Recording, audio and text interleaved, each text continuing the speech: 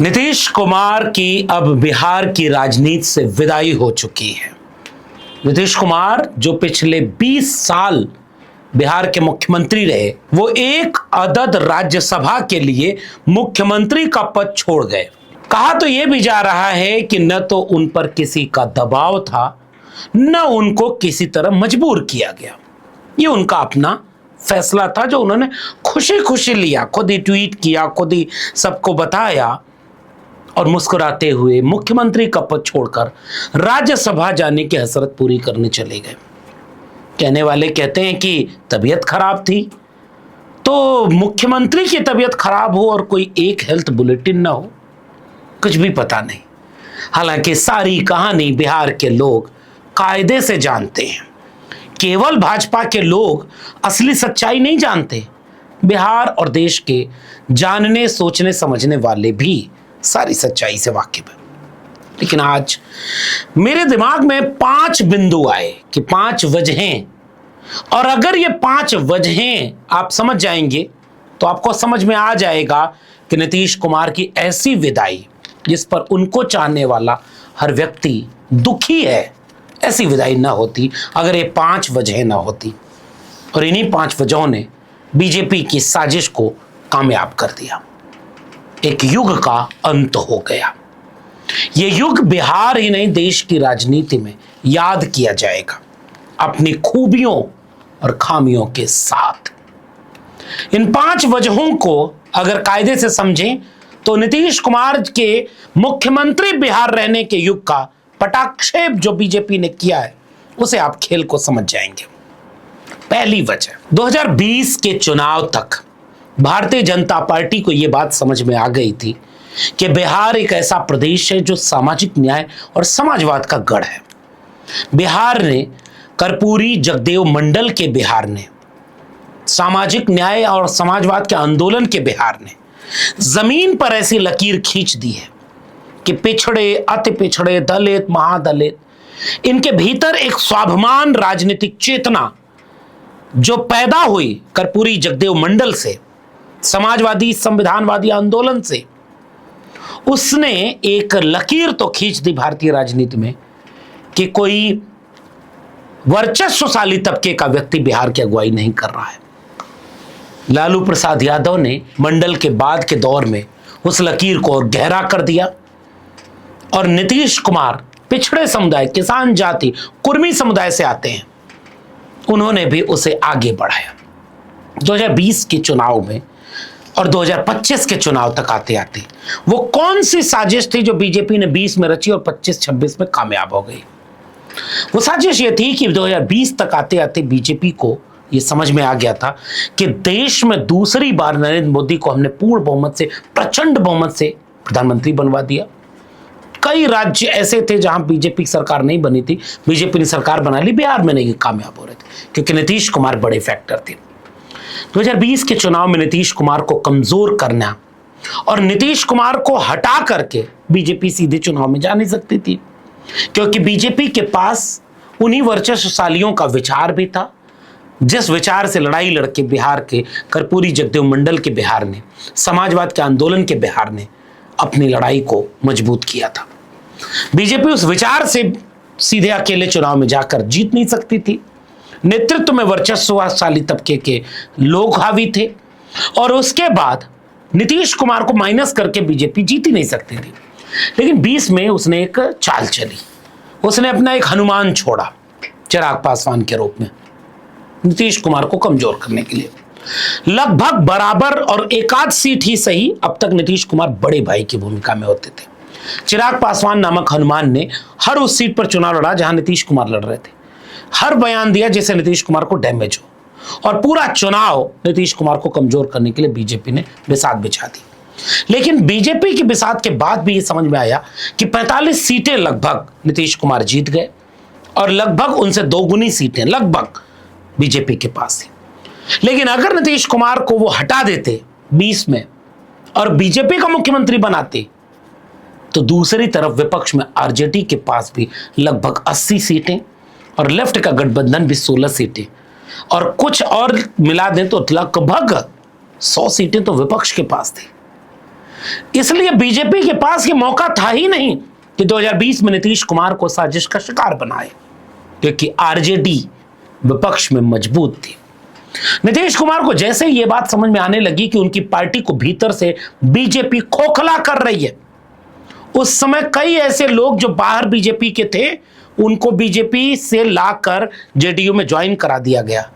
JDU के पुराने लोगों को साजिश का शिकार बनाया गया और अंदर से पार्टी को तोड़ा जा रहा था बीजेपी की साजिश से उसको बचाने के लिए, क्योंकि एक बार 2015 से 17 तक नीतीश कुमार लालू प्रसाद के साथ जा करके मजबूत हो चुके थे।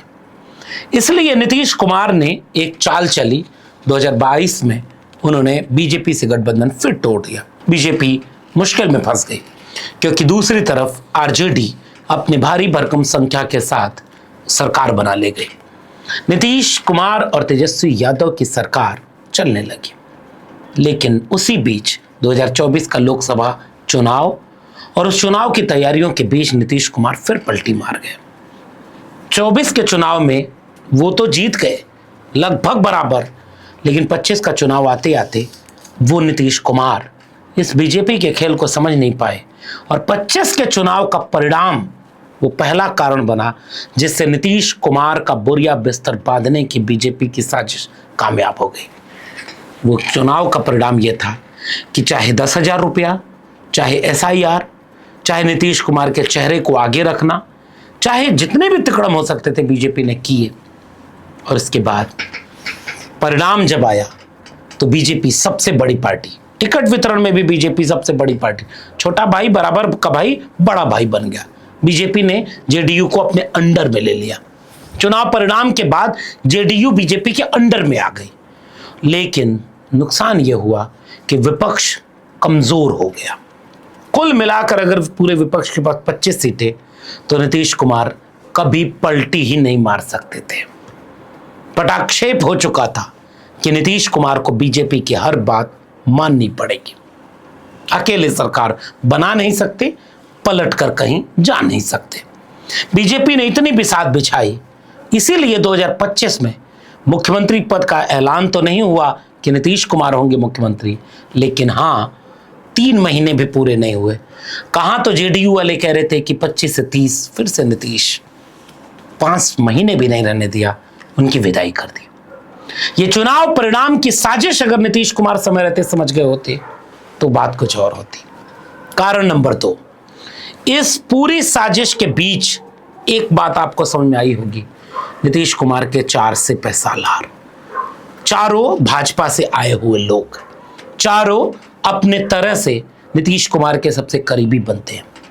पुराने सहयोगियों में चाहे आरसीपी सिंह से लेकर के उपेंद्र कुशवाहा जैसे तमाम बड़े सहयोगी, उनको धीरे धीरे नीतीश कुमार से किनारे करना, नीतीश कुमार की पार्टी में जो लोग मूलतः समाजवादी विचार के हैं उन्हें हाशिए पर ढकेलना और भाजपा और आरएसएस के विचार और ट्रेनिंग वाले मिले हुए लोगों को नीतीश कुमार के चारों तरफ स्थापित कर देना, या नीतीश कुमार के साये की तरह दिखने वाले समाजवादियों को संगी बना लेना, और 4 सिपह सालार का नाम आता है, ये उस पूरी साजिश में शामिल बताए जाते हैं। संजय झा बीजेपी से आए और आज जेडीयू के कार्यकारी राष्ट्रीय अध्यक्ष। ये वही जेडीयू है जिससे एक जमाने में जॉर्ज फर्नांडीज अध्यक्ष थे, शरद यादव, खुद नीतीश कुमार। इन नेताओं को कभी भी आप बोलते सुनेंगे तो लगेगा कि समाजवादी ट्रेनिंग का कोई व्यक्ति बोल रहा है, मगर कभी आपको संजय झा को सुनते हुए ये लगा कि ये लोहिया जेपी की विरासत का कोई है? और उनके काम अब आपके सामने है। दूसरा नाम ललन सिंह, तीसरा नाम विजय चौधरी, चौथा नाम अशोक चौधरी, और ऐसे ही कई और नाम जो खुद जेडीयू वाले अब चीख चीख करके दुनिया को बता रहे हैं कि किन लोगों ने पार्टी का विनाश कर दिया।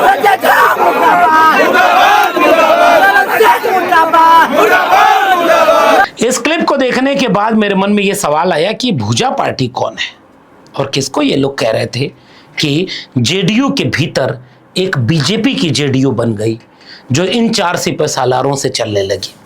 इन्होंने अपने आईटी सेल के बंदों को नियुक्त किया, मुख्यमंत्री कार्यालय में उनके लोग शिफ्ट हो गए, और पूरी बीजेपी की प्लानिंग को ये चारों लोग जेडीयू की प्लानिंग बनाकर मानते गए।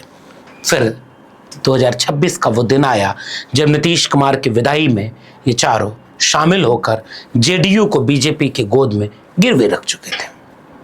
तीसरे कारण पर चलते हैं। इन्हीं चारों सिपह सालारों से जुड़ी हुई बात यह है कि 2020 में क्यों यह सत्ता परिवर्तन नहीं हो सका जब बीजेपी जेडीयू से लगभग दोगुनी संख्या में थी, क्योंकि तब निर्णय नीतीश कुमार खुद लेते थे।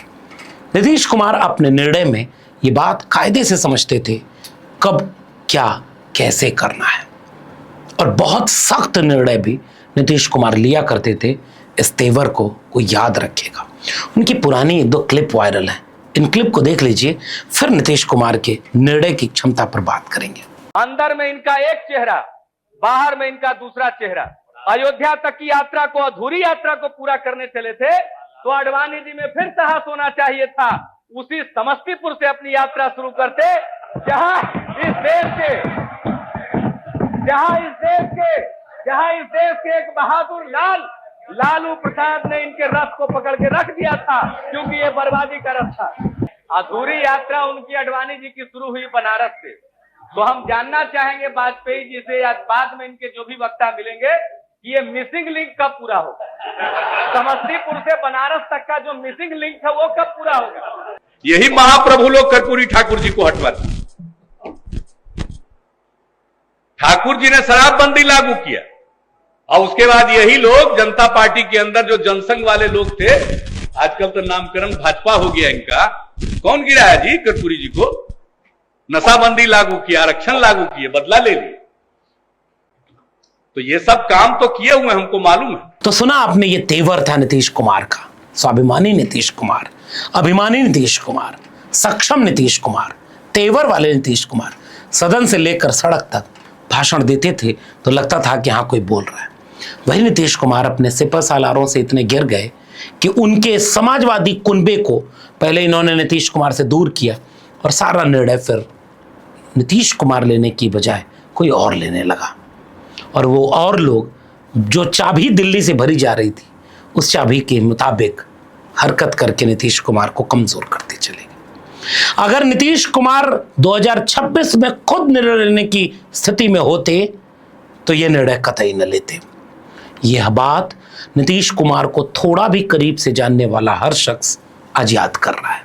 नीतीश कुमार दंगाई सियासतदां कभी नहीं थे और नीतीश कुमार लाचार बेबस कभी नहीं थे, लेकिन देखते देखते नीतीश कुमार इतने लाचार और बेबस बन गए कि वो निर्णय भी अपना नहीं ले पाते। कौन नहीं जानता कि जो ट्वीट किया नीतीश कुमार ने, न इनके शब्द हैं न उन्होंने लिखा होगा। ये वही लोग हैं जो उस निर्णय प्रक्रिया में शामिल थे। जो निर्णय दिल्ली में लिया गया गुजरात के इशारे पर, वो पटना में लागू कर दिया गया। कर्पूरी जगदेव मंडल का बिहार गुजरात के 2 व्यापारियों से कब्जे में चला गया बीजेपी के। चौथी वजह जानकर आप हैरान होंगे। चौथी वजह यह है कि नीतीश कुमार के कई भाषण आपने सुने होंगे। जब वो लालू प्रसाद यादव पर हमलावर होते थे बाद के दिनों में, तो वो बार बार एक बात कहते थे कि वो अपने बेटा को सेट कर दिया, परिवार को आगे किया। नीतीश कुमार अपने बेटे को राजनीति से दूर रखे और जिन लोगों को उन्होंने जेडीयू में सेकंड लेयर की लीडरशिप बनाई उनमें से कोई जन नेता नहीं है। जिन 4 लोगों का जिक्र मैंने अभी किया, इनमें से कोई भी व्यक्ति बिहार का जन नेता नहीं है। जेडीयू में अगर कोई जन नेता था तो वह नीतीश कुमार थे। परिवार को सियासत से दूर रखना सुनने में बहुत अच्छा लगता है, नैतिक लगता है, जरूरी लगता है, पवित्र लगता है, महान लगता है, लेकिन व्यवहारिक नहीं लगता। बात तब जब क्षेत्रीय दल की हो। हालांकि राष्ट्रीय दलों में भी भारतीय जनता पार्टी के पास एक बहुत बड़ा परिवार है, जिस परिवार के मुखिया पशु डॉक्टर को Z+ सिक्योरिटी सरकारी पैसे से मिली है और पूरे देश पर कब्जा है। संघ परिवार, बीजेपी को वो परिवार चलाता है और बाकी बीजेपी के कितने नेता परिवारवादी हैं, इसकी तो लिस्ट ही अब इतनी बढ़ गई कि अब इस पर बात ही नहीं होती। लेकिन नीतीश कुमार अब जो चाह रहे थे कि वो अपने बेटे को जेडीयू में प्लांट कर सके, बहुत देर हो गई थी। नीतीश कुमार की पार्टी के कई नेता ये चाहते थे कि जो विनम्रता नीतीश कुमार के शख्सियत में थी, जो नीतीश और लालू जब सदन में हुआ करते थे तो चाहे आंख में आंख डालकर गुस्सा ना हो, चाहे चुटकी लेना हो, चाहे उन्होंने कहा कि लालू जी कहते हैं कि नीतीश कुमार को लोहा नहीं भाता, तो एक बार उन्होंने कहा कि जो मैं सवाल बोला हूँ उस नीतीश कुमार का लिख के जवाब दे दिया, लेकिन ये पढ़ नहीं रहे, तो लालू कहेंगे हम पढ़ने आए हैं। फिर तीसरा कि लालू कह रहे हैं, नीतीश कह रहे हैं कि लालू जी यहाँ रहते हैं तो सबका मन लगा रहता है। तो चौथा कि नीतीश छोटा भाई है, लेकिन धर्म अधर्म की बारी आई है तो गधा तुम्हारी पीठ पर चलना पड़ रहा है। नीतीश में पेट में 32 दांत है। हमारे मुंह में सीधे 32 दांत है, उनके पेट में नीतीश के दांत है, जो वहां चले गए। पेट में दांत, पेट वाला दांत बड़ा खतरनाक होता है। कहीं मेरा भाई बैठे हैं नीतीश कुमार, लेकिन धर्म अधर्म की बारी आई है तो आज गद्दा चलाना पड़ रहा है तुम्हारे पीठ पर हम लोग को। चिंता मत कर। ये जो जोड़ी थी लालू और नीतीश की, ये सदन में भी देखी। एक बार पिछले बार जब नीतीश कुमार, पुराने नीतीश कुमार थे, तेजस्वी प्रसाद को डांटने लगे, जब नेता प्रतिपक्ष थे तेजस्वी, और डांटते हुए कहे कि भाई समान दोस्त का बेटा है इसलिए कुछ नहीं बोलता हूं। यह राजनीति अब शायद खत्म हो गई। ये दो नेता जो दोनों एक दूसरे के धुर विरोधी, दोनों एक दूसरे के धुर जोड़ीदार, दोनों ने साथ राजनीति की और बिहार में एक बदलाव लाया जिसको अभी आने वाले समय में मूल्यांकन करना बाकी है। लेकिन वही नीतीश कुमार बाद में आज पछता रहे हैं जब उनके बेटे निशांत ने पूछ दिया, पिताजी हमारा क्या होगा। पिताजी की तरफ से यही बयान आ रहा है कि अंकल तुम्हारे देख लेंगे। अंकल की बात आई तो अंकल के कजिन का ये वीडियो वायरल हो रहा है जब निशांत कह रहे हैं अमित अंकल से बात हो गई, मुख्यमंत्री पिताजी बनेंगे। जी, विपक्ष के लोग कह रहे हैं कि चुनाव के बाद नीतीश कुमार को मुख्यमंत्री भाजपा नहीं बनाएगी। क्यों नहीं बनाएगी? अभी अमित अंकल बोल के गए हैं कि सीएम बनेंगे पिताजी। सम्राट चौधरी कह रहे हैं कि 15-15 साल तक हमारे नेता हैं, तो फिर कोई सवाल ही नहीं उठता है। साफ साफ है वो। अब क्या होगा? निशांत को अगर आप बना भी देंगे तो जनता में कितनी स्वीकारता होगी और कितना समय उनके पास, तब तक जेडीयू बचेगी क्या? ये चौथी गलती नीतीश कुमार को अब समझ में आई, क्योंकि यही क्षेत्रीय दल ने गलती की। हेमंत सोरेन जब जेल गए तो चंपई सोरेन जैसे एक सीनियर लीडर को, पुराने नेता को मुख्यमंत्री बनाया, बीजेपी तोड़ ले गई। जहां जहां क्षेत्रीय दलों में इस तरह के लोग आए, बीजेपी ने या तो खरीद लिया या तोड़ दिया या खत्म कर दिया। हालांकि अब तो परिवारों पर भी डाका बीजेपी डाल चुकी है। अजीत पवार वाले मामले पर फिर कभी विस्तार से बात करेंगे। अगर नीतीश कुमार निशांत को समय से सक्रिय कर चुके होते तो शायद जेडीयू या तो बीजेपी की पार्टी बन जाने से पहले बच सकती थी। और आखिरी वजह जो अगर न होती तो नीतीश कुमार के साथ इस तरह का मामला नहीं होता कि अब पुराने नीतीश कुमार बुजुर्ग हो चुके थे। तेजस्वी यादव अपने भाषणों में अक्सर कहा करते थे कि नीतीश कुमार थक गए हैं। 2020 का चुनाव हो या खासकर 2025 का, एक शब्द भी तेजस्वी ने इधर उधर नहीं बोला। वो चचा कहते थे, लेकिन स्वास्थ्य दगा दे गया। क्यों दगा दिया, इसके कुछ किस्से पटना की गलियों में किसी और रूप में सुने सुनाए जाते हैं। लेकिन इतनी मजबूरी कि पूरे बिहार के, कर्पूरी जगदेव मंडल के बिहार को नीतीश कुमार ने बीजेपी के हाथों गिफ्ट कर दिया। और बहाना स्वास्थ्य का भी नहीं बन सका। बीजेपी ने ऐसी बिसात बचाई, गोया मुख्यमंत्री राज्यसभा जाने के लिए खुद ही चल पड़े थे। स्वास्थ्य 5वां कारण है, लेकिन आज तक आपको हेल्थ बुलेटिन एक नहीं मिलेगी जिसमें नीतीश कुमार के स्वास्थ्य को गलत, गड़बड़ या चिंताजनक बताया जाए। तो फिर ये साजिश नहीं तो और क्या है? और अगर स्वास्थ्य गड़बड़ था तो बीजेपी चुनाव के पहले नहीं देखी कि स्वास्थ्य गड़बड़ है? चेहरा क्यों नहीं बनाया? बीजेपी 5 साल बिहार में राज करेगी क्योंकि उसने 25 में चेहरा नीतीश कुमार का खराब स्वास्थ्य, कोट अनकोट खराब स्वास्थ्य वाला इस्तेमाल करके चुनाव जीत लिया है। काम पूरा नीतीश कुमार का, बोरिया बिस्तर। मार्गदर्शक मंडल में नीतीश कुमार जा चुके हैं, लेकिन अब मार्ग केवल बीजेपी के पास बचा है। जेडीयू के सारे लोग या तो चुप कर दिए गए होंगे या कोई बोलेगा तो उसको चुप करा दिया जाएगा। बाकी जेडीयू ऑलरेडी बीजेपी में हो चुकी है, हरे रंग पर भगवा चढ़ चुका है। ये 5 वजहें बीजेपी को हरे को भगवा करने में कामयाबी दिला गई। हम पुराने नीतीश को हमेशा सम्मान देते रहेंगे। हम आखिरी दौर के नीतीश को बेबस, लाचार और पूरे देश में बीजेपी को ऑक्सीजन देकर जिंदा कर देने वाले 2024 में इंडिया गठबंधन छोड़कर जाने वाले नीतीश कुमार को याद रखेंगे। अगर ऐसा न होता तो देश बच गया होता। नीतीश जी जब तक हैं, जहां हैं, स्वस्थ रहें, सकुशल रहें, मगर आपका मूल्यांकन समय जरूर करेगा। वीडियो में इतना ही। अगर ये वीडियो पसंद आई तो लोगों तक शेयर करना मत भूलिएगा। बेल आइकॉन यानी घंटी की बटन दबाएं, सब्सक्राइब करें चैनल को, हमें ताकत मिलेगी। अगर आप इस वीडियो को ट्विटर यानी एक्स या फेसबुक पर देख रहे हैं तो हमें फॉलो करना मत भूलिएगा। फिर मिलेंगे, तब तक के लिए बहुत बहुत धन्यवाद।